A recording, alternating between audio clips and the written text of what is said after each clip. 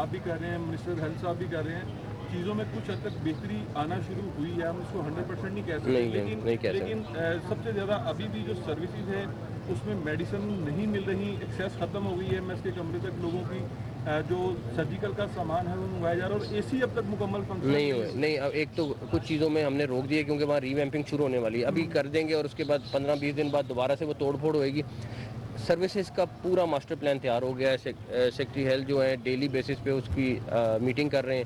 Secretary housing سمجھیں کہ اس project کو ہینڈل کر رہے ہیں. اور سروسز کی جس طرح آپ نے دیکھا ہوا حالت سب سے بدترین تھی, تو اس میں ٹائم لگے گا. ہمارا یہ تھا کہ امیڈیٹلی کچھ چیزیں کر لیں, لیکن وہ سارے پیسے ضائع ہو جانے کیونکہ 15 دن اس کا ٹینڈر ہونا ہے اور اس کے بعد اس میں کام شروع ہو جانا ہے. تو جو بھی بچہ پیدا ہوتا ہے وہ طبیعت خراب ہوتی ہے, چلڈرن ہاسپٹل آتا ہے.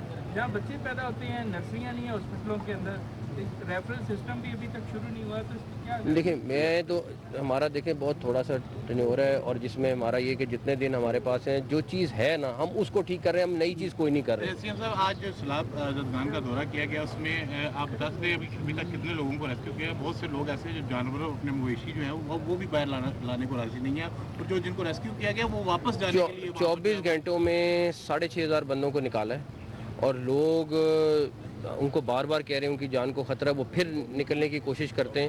تو ہم پوری کوشش کریں گے کہ جو لوگ رہ گئے وہاں پہ, اور ابھی مجھے پتہ چلا تھا آنے سے پہلے کہ وہ نگر گاؤں ہے, وہاں پہ ابھی بھی کافی سارے لوگ ہیں. تو کمشنر لاہور وہیں بیٹھے ہیں, ڈی جی ریسکیو 1122 ہمارا جو ڈیزاسٹر مینجمنٹ کے ڈی جی ہیں سب وہاں پہ ہیں اس ٹائم پہ.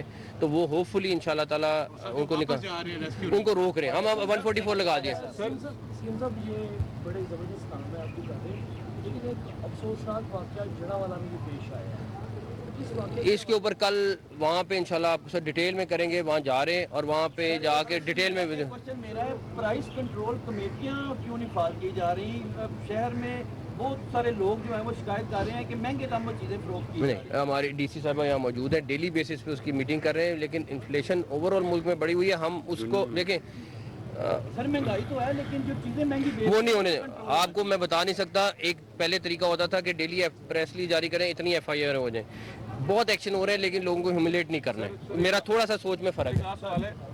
سروسز کے اندر ایک بہت بڑے مگرمچھ کو اینٹی کرپشن نے پکڑا ہے. انہوں نے 2 سے 3 کمرے جو ہیں وہ وہاں پر کیے ہوئے تھے. ڈاکٹر صاحب کے نالج میں بھی ہیں ساری چیزیں. اے ایم ایس رضا حسن صاحب کے خلاف بھی بڑی شکایات ہیں کہ انہوں نے 25 سال سے وہ ادھر چلڈرن کے اندر ہیں, ان کی ادھر ہیں ڈاکٹر کا احتجاج کر چکے ہیں ان کے خلاف, لیکن ان کے خلاف کیوں نہیں کوئی کارروائی ہو رہی؟ منسٹر صاحب سیکرٹری صاحب دونوں دیکھ لیں, اگر کوئی چیز ہوئی تو ڈن انشاءاللہ کریں گے. Thank you. نگراں وزیر اعلیٰ پنجاب محسن نقوی لاہور